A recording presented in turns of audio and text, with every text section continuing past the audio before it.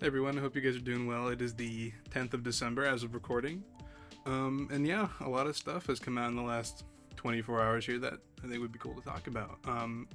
So the first thing, some new information on the Silent Hill 1 remake came out. I know they had put out an announcement about it being in development a couple months ago. But that's not all. The Cyberpunk 5th anniversary was announced.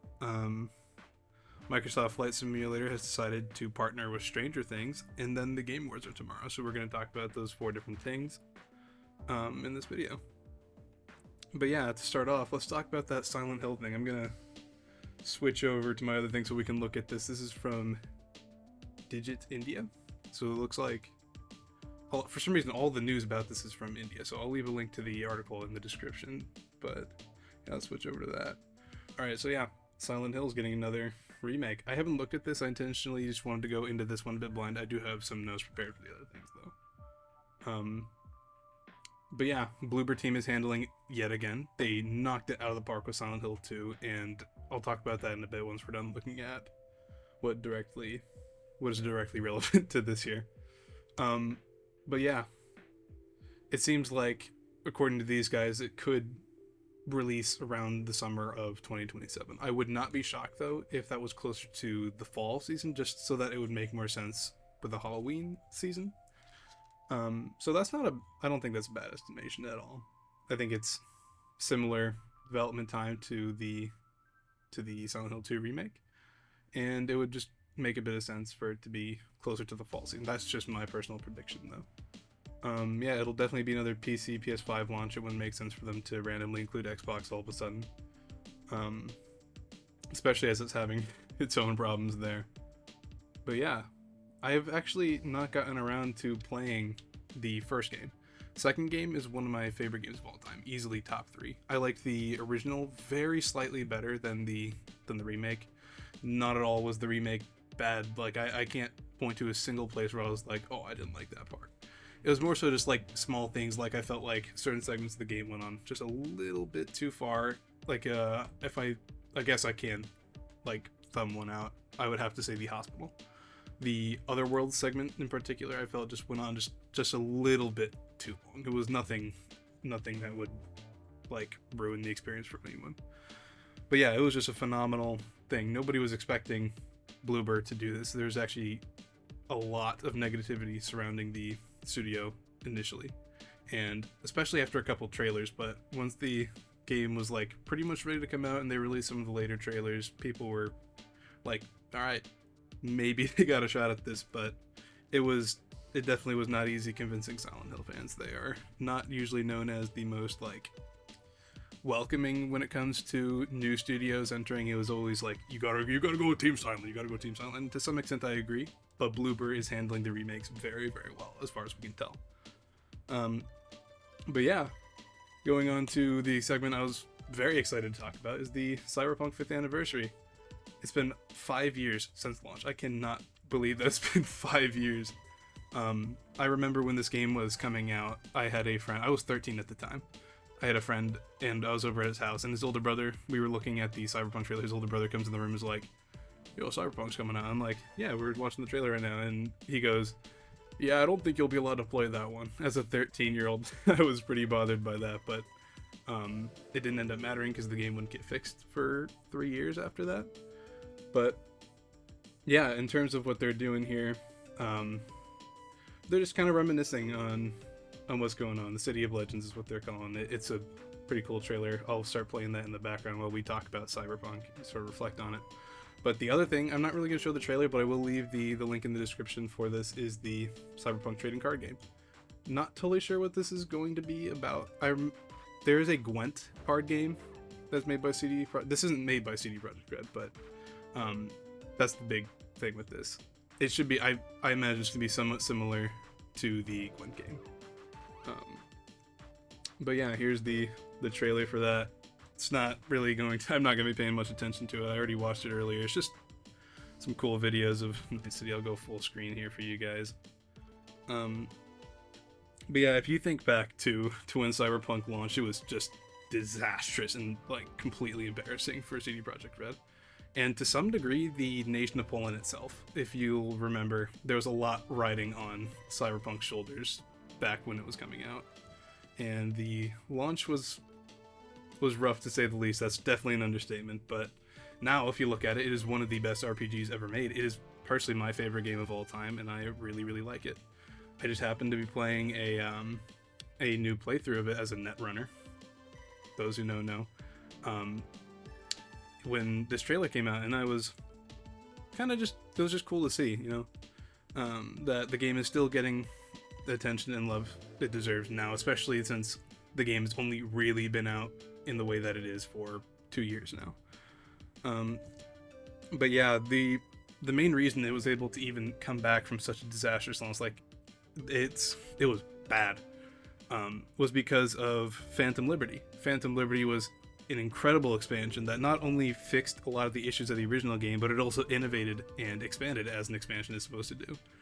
And it was just a fantastic addition to a game that already had good bones. The strongest parts of Cyberpunk were always its story, and that was there in the original, but the experience was definitely holding it back quite a bit. But now that is not an issue, and additionally there's also the Edge Runners anime. Season 2 is coming out. It is going to be an anthology series, if you're wondering. But yeah, those are the two primary reasons why it came back. Edge Runners just sparked and stirred up some attention for the game. But yeah, I cannot believe it's been 5 years. It's insane to see how far it's come, especially since that launch. Happy birthday, Cyberpunk. That's all I can say. Alright, on to some more light-hearted news, though. Oh my gosh, there are so many stupid collaborations that just happen. This one is one of the most unique collaborations I think I've ever seen. You can see it a little bit there. Well, not a little bit, it's definitely clear there. Microsoft Flight Simulator 2024 Stranger Things expansion. So yeah, we're gonna watch this trailer, and yeah, I did not make sure this was in high resolution before. I apologize if the last video was in low res, but yeah, I was on my lunch break when I saw this today. It's exciting.